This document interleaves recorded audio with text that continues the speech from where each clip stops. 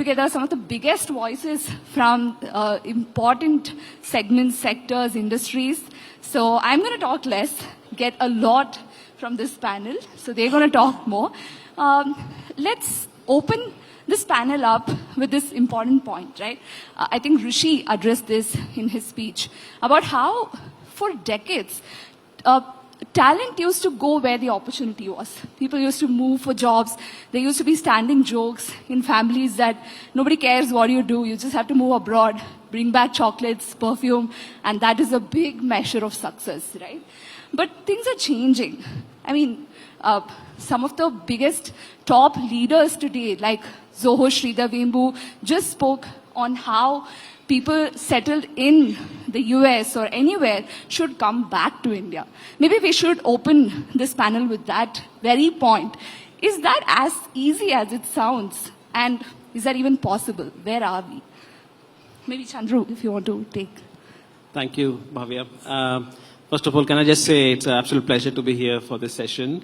And the times we live in, this topic is more relevant than ever before. So it's great that IndyCube and Network 18 thought about putting this session together, and is delighted to be here today. It's not as easy as it sounds. Because as you rightly said, people relocate for a reason. And people get used to a certain way of living. People get used to a certain way of work culture. If I take my own example, someone who has been born and brought up in India, in 2008, I got an opportunity to move to the UK. I was headhunted from here to go to the UK and work for a consulting firm. Who would have thought that, 12, 13 years later, I would be coming back to my country of origin as a senior British diplomat. And that opportunity only happened because, I took that plunge at that time and say, let's relocate and let's go to the UK. So I think that's what, in terms of relocation as an opportunity aspect, it gives you a lot. But I think what you're talking about is a bit more about ghar wapsi. Is a term that's being used a lot within the tech sector as well. There are a lot of good positive examples of that happening, but at the same time, things that are, affecting this decision-making process, one is technology, two is employee expectations has gone through the roof, three is, it's not just about the employee per se, but it's about the family, it's about the entire ecosystem around it. So, a lot is at stake. But at the same time, countries are evolving in terms of their own talent attraction, should I say a project or a talent attraction as an initiative that countries want to do. And if I look at UK, we are looking at that more seriously than ever before.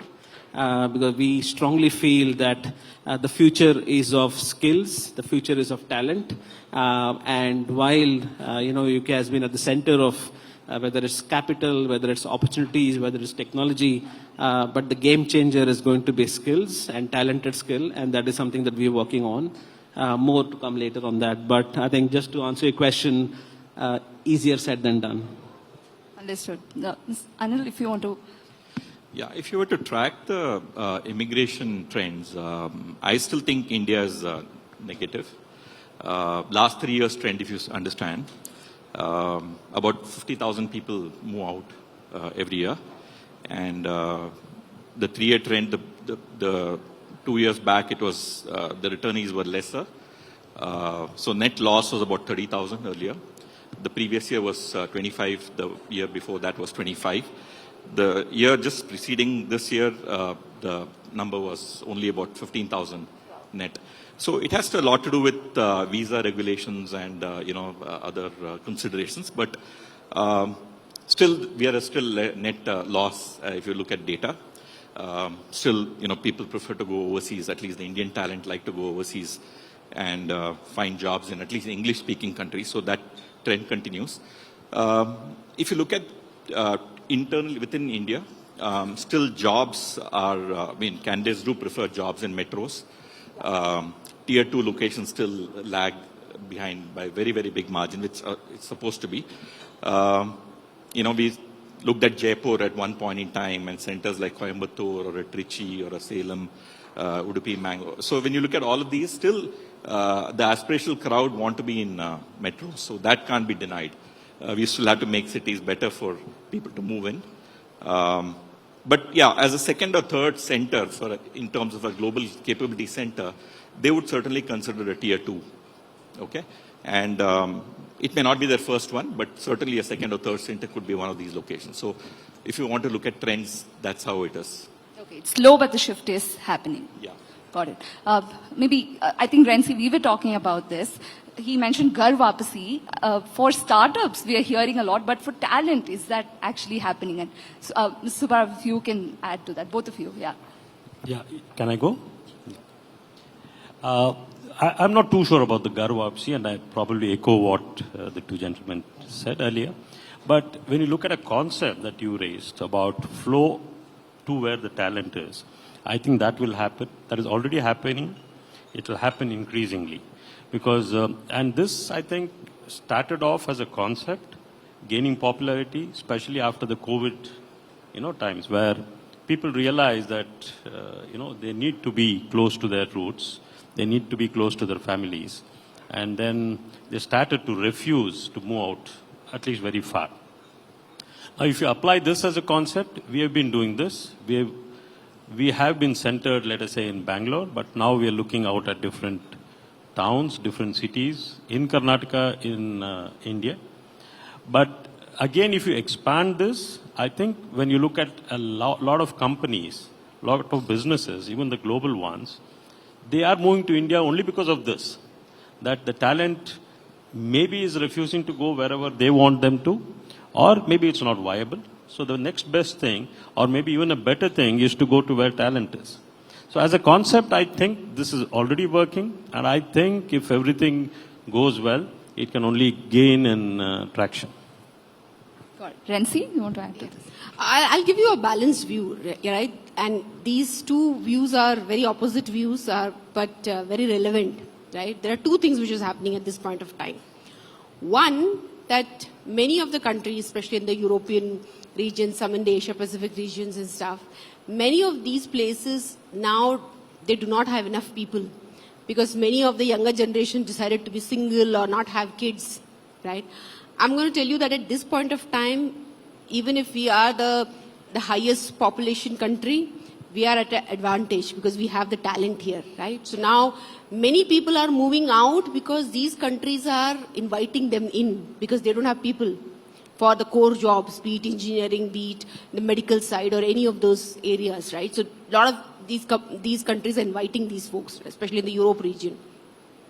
Now I'll tell you the other side of it is what is happening is that the Ghar Wapsi thing, right? The number of opportunities that are there in India right now, it's much bigger and much better than any other place at this point of time, right? If we see the number of GCCs that are coming, almost 100 GCCs come here every year, right? In fact, with all those geopolitical changes, I'm going to tell you that it's going to be an advantage for India, right?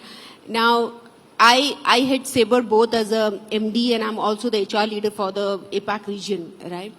And I will tell you that now we have started getting calls from all these foreign universities saying that, we have students, do you want to hire them, right? They want to come back to India. There are a lot of students who are outside India who are reaching out, who are still doing their courses. They are reaching out saying that, I want to do internship and I want to do it in India and not in any other place, right? And they are studying somewhere abroad, right? There are a lot of professionals who have started inquiring about India. And the data is not positive yet, but it is going to become positive because this is where we are growing, not just the GCC part of it, but also from the startup ecosystem, the way we are growing, right? All the growth is happening here, right? So you will see things changing in a very different way, but we have to keep this in mind that what is causing what part of it, right? That is what we need to keep in mind when we are looking at the data. Got it. Mr. Ashok, I think you handle some of the companies that are very hot today. Every country wants to lead in the electronics and semiconductor segment. But what is the gap here? I mean, do we have to, get a lot of talent from outside? Do we have the time to even skill those talent in India to lead in the semiconductor electronics manufacturing? the first thing I want to say is the talent is the new geopolitical currency. The trend is now shifting.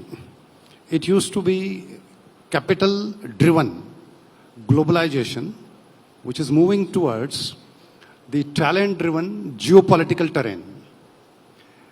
And because of various countries, the way they are putting up their restrictions, be for the export of the products or the people, there is a reshaping how the talent would flow. So that ghar wapsi and other thing, I will come back to it actually. Right now what we see is the knowledge control will become a strategic control going forward. And that's where the important topic for India actually. Knowledge control is going to become a strategic control. World is looking at somebody or some country which can provide the trusted talent ecosystem. Trusted talent ecosystem. I want to repeat the word. And beyond that, there is one particular topic which many people have heard, particularly from our industry, called supply chain resilience. This topic came up post-COVID era.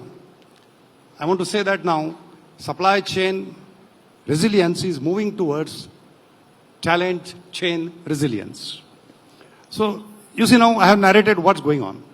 Now, coming to the particularly sector in India, you ask whether we have talent and where is the gap. I think it's known. We have almost like 20% of the chip design engineering pool. And I'm not boasting, it's a fact. We are good in embedded software. We are good in IT software. We are improving drastically on electronics manufacturing. Honorable Minister, Mr. Patil already just narrated how Karnataka is also taking a big leap over there in addition to other states. We are already doing like 180 billion of electronics production, likely to reach $400 billion by 2030. So things are really changing. And as these things change, the talent requirement and the depth is also changing. I will give an example. Now, design, we are very good. I just narrated and everybody is aware in this room most likely.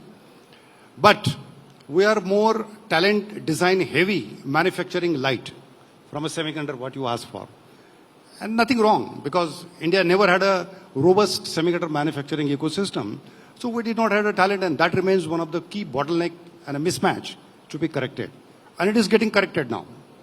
We have now totally, as I am counting, more than 16 semiconductor manufacturing projects announced in India.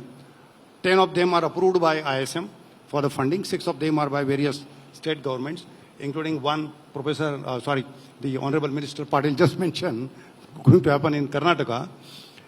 And 2 projects are already in mass production, Micron and Keynes. 2 more will be in the mass production this year, CG Power and Tata, plus more by next year. So now what's happening is this is the positive spiral which is unfolding. Because these plants are operational, there are the people, some of the people have come from outside. Some Indian companies or Indian talent pool has been trained outside. The people went to Taiwan, people went to Malaysia, people went to Singapore or Japan, got trained, got back. So there is a train the trainer. This is where the talent gap is getting addressed. And we'd see that very soon there will be enough manufacturing related talent in the country, because in addition to these plants, those are operational, those are giving the opportunity for the people and on the job working. Several universities have started to install the laboratories and the pilot lines. Some of them are already operational. Few more would happen over the next 3 years. IESA as an industry body and SEMI were already working with several institutes to create these R&Ds and manufacturing pilot lines. So this is how the talent gap is going to get addressed. So design side, we are very good. We are building further on that as a summary. We are going to continue. Manufacturing side, we are light today. Because of the plants, those are getting operational. We are building up the manufacturing talent base as well. And in a couple of years, we will see a majority difference over here. Wonderful. I think talent and knowledge, like you mentioned, is the key strategic tool if you want to even be in the race, not just, win the race, even if you have to be in the race. Mr. Chandru, it's a great timing that we have you here. The India-UK FTA is getting concluded in a few days as we expected. So what does it mean? We hear a lot on trade, what is going to happen, tariffs, what is going to happen. But what does it mean for skilled professionals? What does it mean for talent? And how can both the countries ensure there is talent circulation instead of just, mere talent migration? Really good question and a very loaded question. So let me try to answer that. So yes, the free trade agreement, as we all know, two very large economies came together, and these discussions went on for a while because, end of the day, what we really wanted with India was a trade deal that was comprehensive in the very sense of it. So, as some of you would have read, it runs into 20,000 pages. And for the very first time, this was a trade deal that where India and UK came together and said, let's agree and talk about all the topics. Let's not sweep things under the carpet. So for the first time, we have a chapter on business mobility. For the first time, we have a chapter on sustainability. For the first time, we have a chapter on gender equality.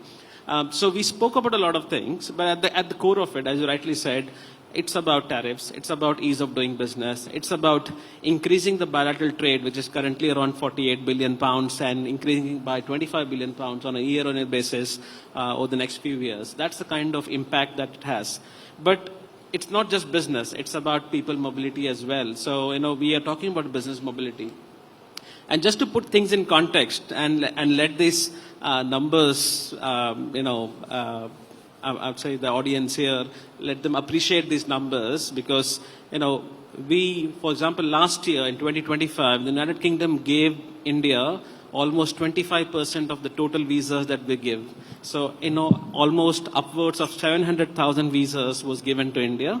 Out of that, 550,000 were tourist visas, almost 100,000 student visas, and almost 25,000 business visas. So, the people mobility aspect is there, but as you rightly said, it's not just a churn of people.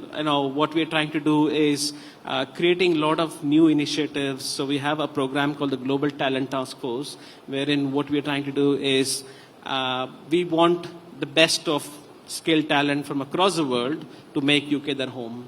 And we are working towards that. We're trying to, and as some of my esteemed panelists did mention that, India is the, should I say, ground for, skilled talent because of the wonderful education institutions that are there, and you got that entrepreneurial zeal. You want to work on technology of the future, and UK and London and the wider United Kingdom offers you that opportunity. So we're working on a program like that. At the same time, India and the UK agreed on something called as Young Professionals Visa Scheme. This was a visa scheme that was launched 3 years ago.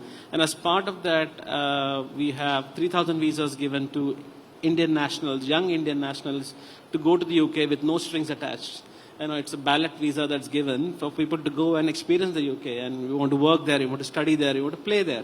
And so at the same time, what we are really keen to do is to get a lot of British nationals and British youngsters to come and experience the real India and come and work here, come and experience the Indian way of working, the Indian technology that's in full force, making the world look at DPI, AI and stuff like that that's happening here. So we're working on that. So we're keen on getting a lot of British young professionals and young nationals to come to India and experience, as I said, the real India.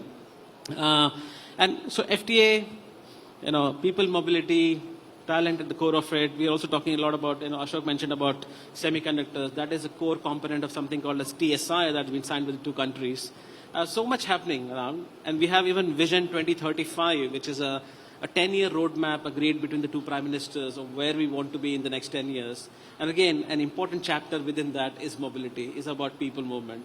And the final thing I want to say, because Minister Patil is here as well, Karnataka has been at the forefront of attracting not just, skilled talent and businesses, but we've got some wonderful UK universities who are coming to this part of the world. So we have Liverpool University, who is starting their campus later this summer here. We have Lancaster University coming here next year. We've got University of London, Birkbeck coming here. And all of from a skill development perspective. We have Imperial College, who have a research center here. They've just tied up with C-Camp for doing more research and innovation work. And not just universities, we get them young. We're getting British schools into India. We've got Harrow School here. We've got King's Canterbury coming here. So, so the narrative for me as the Deputy High Commissioner of the United Kingdom in Karnataka is this, that when I'm talking to a normal Bangalore family, I tell them that, you don't need to go to the UK actually, you got the best of British education talent available for you at your doorsteps. And then when you do all of that, you've got businesses like Tesco and London Stock Exchange and Rolls-Royce and Diageo looking to offer you opportunities to work here as well. So that's kind of, should I say, the new geopolitical talent strategy that Ashok was talking about. This is where we are headed towards. Wonderful. That's a big positive, I think. So other two big factors that's moving geopolitics at work is also the rise of AI and the rise of GCCs. Anil, I'm going to come to you first. Why is AI equals layoffs? Is it not that AI is also kind of bringing remote work into place, global hiring into place? How do we see it in a positive eye, if you can? See, we have a few markets to look at how in terms of AI jobs or trends, and I've been observing the US market quite closely in terms of job creation or job losses. I read that last year, 2025, there was a 5% increase in campus hires. Okay? All the top 10 funded companies, although a small number, added about 7,500 to 10,000 people. So there were a few people who,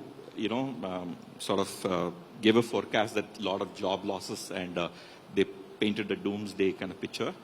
But many of them are, reconsidering their stance on this, and they're looking at really, is it the case? Of course, there will be job losses with every technological, breakthrough or transformation. There will be job losses. People have to keep reskilling themselves. But really, this needs to be looked at in closer or fine print to really understand if those are happening or these are just some statements amplified a number of times, maybe by media, maybe by platforms like Twitter and LinkedIn and so on. If you look at the Indian context itself, though of course IT services is the biggest employer, about 2.66 million people get employed in IT services alone. The hiring trend, of course, is quite muted there. Just the quarterly results have come. Even if there's an addition, it's just a marginal, addition. Compared to the heydays when 600,000 to about 1 million jobs used to get created in the IT sector. Surely there is a pause, but hiring still continues in key, areas, and the, hot skills, continue to, throw up new opportunities for people. But I think new jobs will get created for sure. Lot more businesses will get benefited out of AI because they will be able to afford technology and even resources which is out of bounds for them. So this is a great time for a lot of MSMEs, smaller businesses, to use technology for their benefit. All in all, it looks like a not so doomsday picture. A lot of them, as I said, are reconsidering their own older views on job losses. So it's yet to be seen. There's a lot of uncertainty, of course. But as far as my own business is concerned, we are in the business of matching, candidates to jobs. We haven't seen any major. We are a small company, although there are larger companies than us. We haven't seen any immediate trends. We think it could be a 5 to 10 year maybe horizon where many of the jobs could get changed or transformed, or job losses could happen. I don't see anything in the near future, at least from the place that I'm seeing this. So that's where I am. Got it. So can I quickly come in on a sentence that I read while I was prepping up for this session today, which said that AI doesn't mean job loss. AI only means skill loss.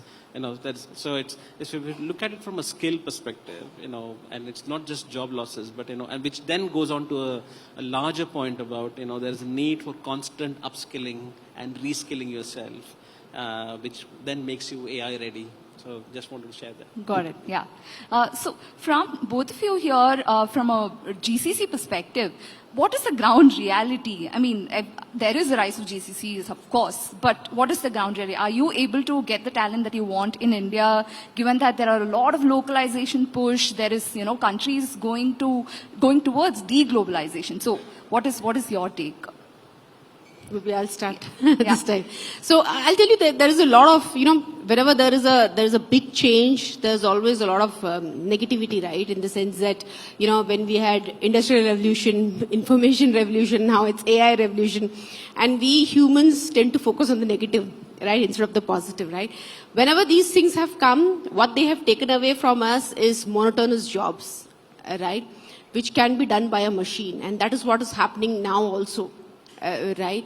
And it's not, at least for me, I don't think we need to worry about AI taking our jobs. AI is going to take jobs which are mundane jobs, right?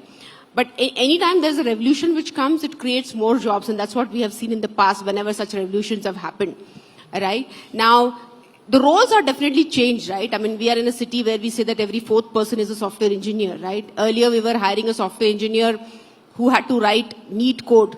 He or she had to write a neat code. That's what the expectation of a software engineer is. Now the expectation is very different. The job description has changed because it's an AI tool which writes the, the code. What you need to see is it neat? Does it fit into my domain? I bring the domain knowledge. Does it fit into my company? What my company is looking for? The governance. So it's very different as a JD itself, even if the role name remains the same. Right? So for me, there are a lot of jobs, and like he rightly said, I don't think I have seen anybody losing job because of AI. Companies will be using it as a way to shield whatever they are doing, but nobody has lost job to AI yet. Of course, there are people who are losing jobs because they are not upskilling, right?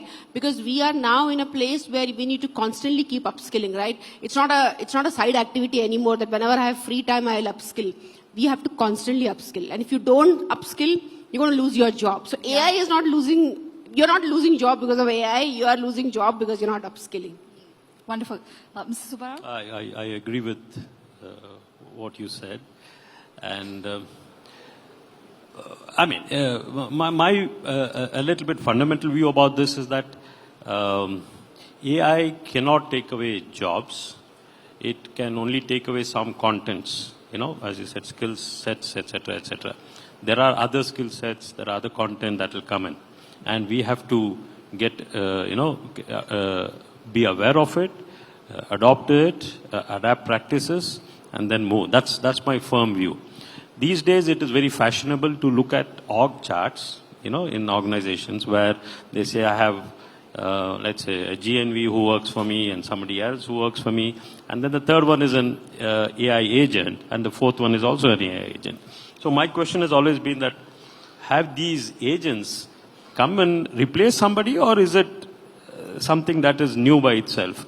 Always the answer has been, no, they haven't replaced a X or a Y. They have come in newly. And then the other aspect to this is that, how many times have all of us, I'm sure, got up in the morning and listed out our priorities? I'm sure a lot of us have big priorities, something which is more long-term, more creative. But when you look at the same list of tasks in the evening, you end up realizing that you haven't had time to address those not because of anything else, but because you were sucked up doing some routine drudgery work. Now, how many times is it that all of us have wished that, look, why can't somebody else take care of this and I do my pleasure, job, what I like? And I think AI is an answer to this. As it develops, it is going to be an answer to this. And I think we should also, there's another saying which I find very pertinent, and that is, we always tend to exaggerate what is in the short term and then downplay what comes in the long term. And I think the loss of job is one such thing.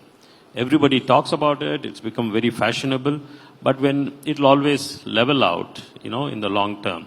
And I think we can all look forward to the days where we produce as much wealth as we produce today by working for 3 or 4 hours a day instead of these 10, 12 hours, and then, spoil our health and so many other things. We could also look at saying that, look, I work for 8 hours a day, but produce 2 times the wealth, because that is important. Wealth and happiness, I think, is important for the world, and not occupation, not the jobs, etc., etc. So if you look at it from that lens, I think it's a whole different world that we are looking at. And who knows, we may spend time, designing another life in another planet or something very exotic because we have time. And today we probably don't do it because we don't have time. We're always in the routine sphere. That's how I think we have to start looking at AI and its impact. And then the whole, the color of the thing changes. All right, I think we are far beyond our time, yeah. but of course this is a loaded topic and it requires us to sit at a dinner and go on. But thank you so much. You can catch all of them off stage. But thank you so much, everyone. Great insights. Thank you. Thank you. Thank you.